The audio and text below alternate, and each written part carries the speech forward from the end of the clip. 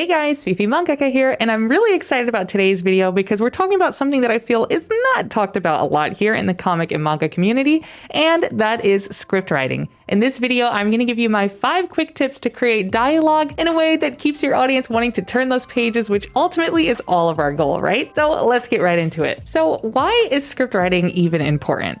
Well, if you think about it, we tend to think of the art as the primary thing in comics and manga as consumers. We hear that it's a visual medium and that a lot of us who are creators put a lot of emphasis on art, rightfully so. But the way that the audience is getting our story is through the dialogue, through the script. The script works hand in hand with the art to present the story to the reader. So script writing is really important because you have to do this very difficult mental gymnastics of figuring out how to tell your story, how to make it entertaining, and how to give your character's voice. All 3 of those things within your script. So the script planning process is really important. And this is why I'm starting with what I think is one of the most important tips, which is character voice distinction. So when we're designing characters, we usually understand that they all have to have a very distinctive and memorable visual appearance. In the art process, when we're designing our characters for our manga or our comics, we know that there's some important rules that you follow with character design, like silhouettes, so that you get these really impactful characters that really stick with your readers. But something that tends to be overlooked is, well, what are those characters' voices? How do they speak, and how did their personality and ideas come through in the way that they talk in our story? And this is where character voice distinction comes in. Basically, what it means is that every individual character in your work should have their own distinct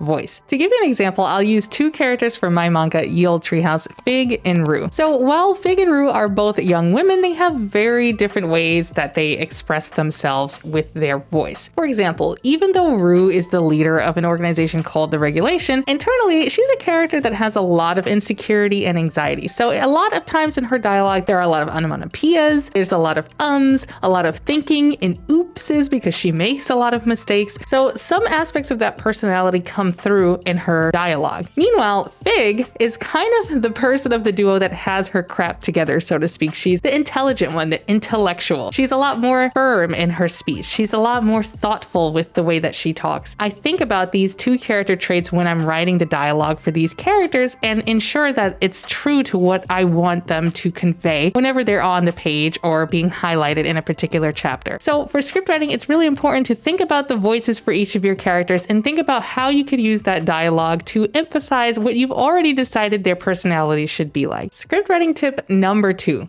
Dialogue pacing. This is a really important one too that is also often overlooked. So understanding the scene and the situation and event that your characters are in really inform how the pacing of your dialogue should be. Let me give you an example. Let's say you have 2 characters who are both agents and they're on a mission to hunt someone down and capture them. And they're in a position where they're in a backs against the wall sort of scenario. They don't have time to think and talk to each other. They have to make a quick action, take it in order to get out of this situation. What kind of dialogue would you imagine your characters would have in this particular scene? I think that they should have a quick dialogue, a snappy dialogue, short words that emphasize that they are connecting with each other and how they're going to get out of this really screwed up situation with their backs against the walls. When you're script writing your scenes, you should take that thought process of thinking about where your characters are and how would a person actually talk in that situation. If I were on a mission with my partner who is an agent, I'm not going to be going on a long tangent if we're in a backs against the wall kind of situation. The flow of conversation in your script writing should match the tone of each scene. So in that kind of high stakes environment, it should show through the dialogue so that your audience kind of gets the feeling of exactly what the stakes are in the situation. Conversely, if your 2 agents are at home relaxing, watching TV or something, having those curt, short, and terse phrases in conversation would feel very unnatural. That's the time to kind of have slice of life bits that make a lot more sense in that particular environment. Dialogue pacing affects what I call the rhythm of a comic or a manga, and it helps the readability of the audience. When your script follows a proper tone for the environment or elements that your character is in, what exactly scene and events are my characters in right now, and what does it make sense for them to be saying in this particular situation? Tip number 3 is all about balancing exposition. So my definition of exposition is whenever you have some lore dumping to do in your story. And even though lore dumping is a really charged word, we all at some point have to tell the audience what our world is about or what certain things in the world are. So we kind of all have to lore dump at some point. With that being said, I think that there are some ways that you should do it when script writing. One of the things I feel is that when you have an exposition that you need to tell the audience, I think it's kind of a no-no to have that exposition just be kind of projectile vomited out into your audience in the form of a massive paragraph of text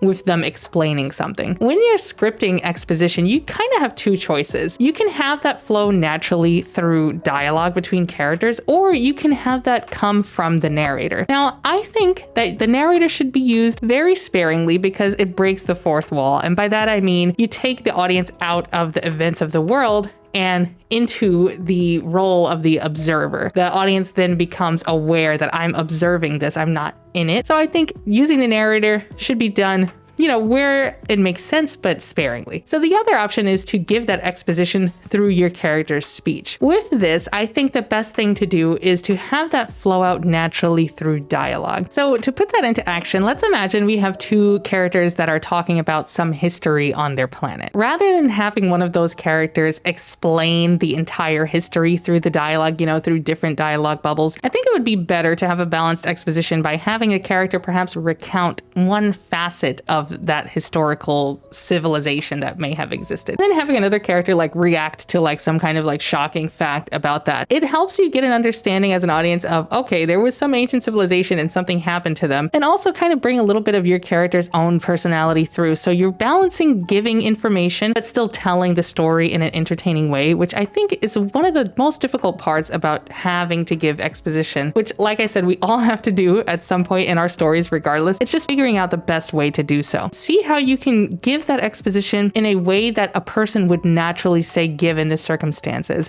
given the tone and the scene and the impact and stakes of that particular situation. So tip number 4 is to consider your visuals with your script. So because we're making comics here, obviously we all know that there are going to be pieces of artwork that go with each of these pieces of dialogue. So one thing to keep in mind when you're writing your script is that what are the visuals that are going to go with this dialogue? So if you have a character describing some kind of object, some kind of sacred orb or fantastical creature or something like that, are you going to show that thing in the panel? Is it going to be visible so that there are some things that you don't have to describe through text, but that the audience can see in that image? Consider what is the visual that's going to go with this. And for this, I don't think you have to have the final completed picture that's going to go on this panel, but I think it helps to know what at least the silhouette or what kind of, composition you may want to have for the panel where this particular dialogue is going to be used. For me, as I'm working on storyboarding Yule Treehouse, I have found that the more I know about what I want this scene to look like, the easier it is to make the dialogue. So I don't think this revolves around having the finished product for that particular panel, but it's more about the essence of the scene that you want to show when this dialogue is being said. Now, this can kind of matter a little bit more when you're doing exposition, like in the previous tip. If you have two characters fighting, they're fighting. Nothing more needs to be planned. You're drawing them fighting. But if you're giving some details or some exposition or introducing a setting or a character, it helps to plan that composition that's going to be in that panel where that particular dialogue is being written on your script. And the last tip for comic and manga script writing is the page turner. So when I found this out, it literally blew my mind. I actually learned about this from Hiro Mashima, one of his videos on YouTube, which I can't believe this guy gives away all this information for free, but he gives this exact tip in one of his videos about the page turner. And what the page turner is the last panel of your comic or manga.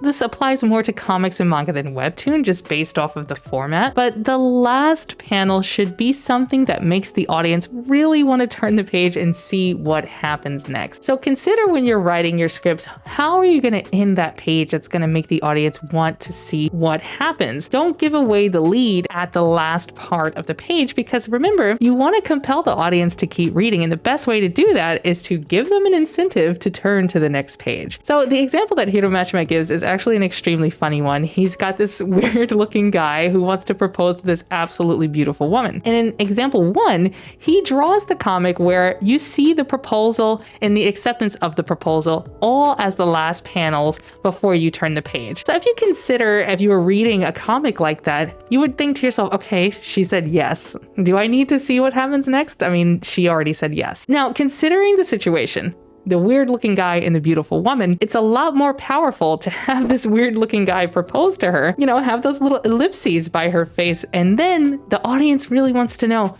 is she actually gonna say yes to this guy? You want to turn that page and you want to see if she does. In his example, of course, she does. But you can see the power of having to get the audience over to the next page, and it's something that you can plan for in the script writing process. So always be thinking about how you can take the scenario that you've planned and design it in a way with your script such that the audience wants to get to the next page. It's a really powerful thing, I think, that's gonna make people want to read the work that we produce a lot more. Well, friends, those are my 5 quick tips for creating dialogue and script writing and making all of that play nicely with your comic panels. I hope you found it helpful. I hope you found some things that you can maybe use the next time you're doing script writing, because even though it's something that a lot of people really don't like, I think it's one of the fun parts of writing a comic, because it's where you bring the story into all of the art that you've been working so hard on. So if you like this video, feel free to give it a thumbs up and subscribe to the channel for more things like this. And as usual, I'll catch you in the next one. Bye.